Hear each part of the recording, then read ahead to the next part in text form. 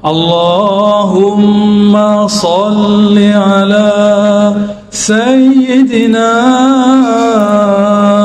Muhammad. Assalamualaikum warahmatullahi wabarakatuh. Jumpa lagi. Baik. Al-Ghaus ada namanya Al-Qutub.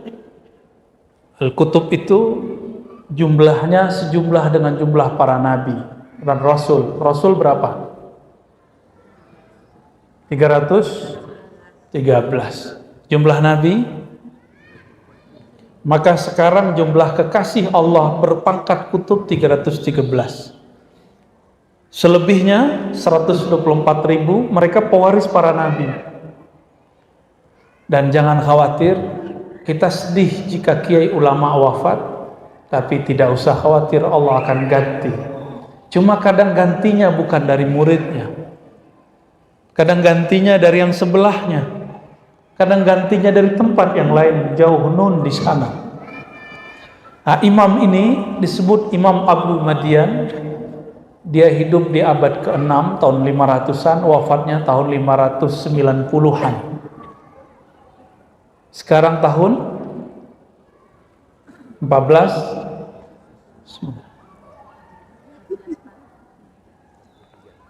Tuh kan, masjid baru nih. Harus mengulang terus bahwa kita ada tahun sendiri. 1444. Imam ini wafat tahun 590-an. Ini diperdebatkan 590 berapa? Saya pakai aja 590. Berarti sudah berapa tahun? Coba genapkan jadi 600. Kurangi 1444 kurang 600. Berapa tahun yang lalu? Banyak ya? Males ngitung ya. Nah, imam ini nulis juga Al-Hikam. Hikam ini jarang dibaca di pesantren, tapi yang baca biasanya ulama-ulama yang mereka punya konsumsi sendiri. Untuk masjid baru, kita beri hadiah baru, membuka kitab Al-Hikam Abu Madian. Nanti selama berapa hari, 2 hari ini, insya Allah saya akan buka kitab ini dimanapun. Insya nanti siang ada lagi, kita buka lagi kitab itu, insya Allah. Yang saya hormati para ulama, majelis ulama, pengurus masjid, takmir, semua yang berkhidmat tuh masjid, yang bersih-bersih masjid. Ini kalau nggak ada yang bersihin, nyaman nggak duduknya? Maka kalau ada yang bersih-bersihin ini marah-marah, jangan ikut marah. Jangan ngomong, kamu nggak tahu siapa saya. Gimana jawabnya, Cung? Kamu nanya. Allahumma sholli ala sayyidina. Jadi kalau ketemu ada orang tim khidmat yang sedang bersih-bersih, keamanan, kita ikut saja mereka.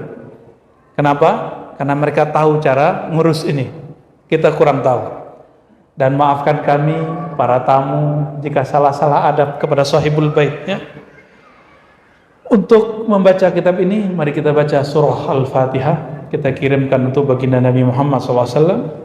Dan Imam Abu Madian dan guru-guru kita semua. Dan pendiri masjid ini. Semua yang berwakaf, mungkin dari harta yang diberikan ke negara, dan negara masuk ke sini, siapapun yang berinisiasi, siapapun yang memakmurkan, kita kirimkan surah Al-Fatihah. A'udzubillahi minasyaitonir rajim. Bismillah. Surah Al-Fatihah. Mulai.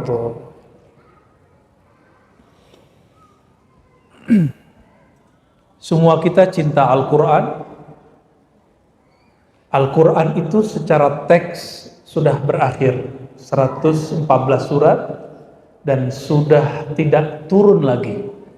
Kalau ada orang meyakini bahwa akan ada Quran baru, pastikan itu ajaran menyimpang. Kita tidak seperti itu. Tapi makna Al-Quran berkembang atau tidak? Berkembang nggak?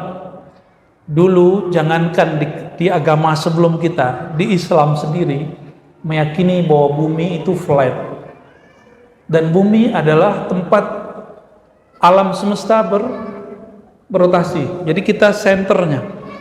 Ternyata berkembang, sekarang terbalik. Matahari tempat tata surya berputar. Kita nggak tahu lagi nanti ada penemuan baru. Maka orang meyakini bumi flat, bumi diam, alam yang berkeliling, atau yang sebaliknya, itu tidak berkaitan dengan agama. Itu berkaitan dengan pemahaman terhadap teks. Nah, ini beberapa tahun yang lalu banyak yang bertengkar di bab ini. Nah, Al-Quran sudah selesai, tapi pemahaman Al-Quran Allah selalu turunkan. Oleh karenanya, orang dahulu baca ayat tidak terfahamkan akan muncul teknologi namanya kamera. Tapi ketika Ibnul Haytham baca ayat tentang afalam yanzuru ilas sama, apakah mereka tidak memperhatikan langit?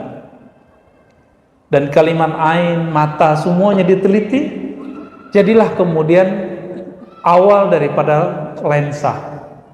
Maka kalau tanpa Ibnul Haytham kita nggak punya lensa kamera hari ini, nggak punya kacamata hari ini. Di zaman ini sudah lain lagi. Oleh karenanya pemahaman terhadap Al-Quran berkembang, Al-Qurannya tidak boleh berkembang.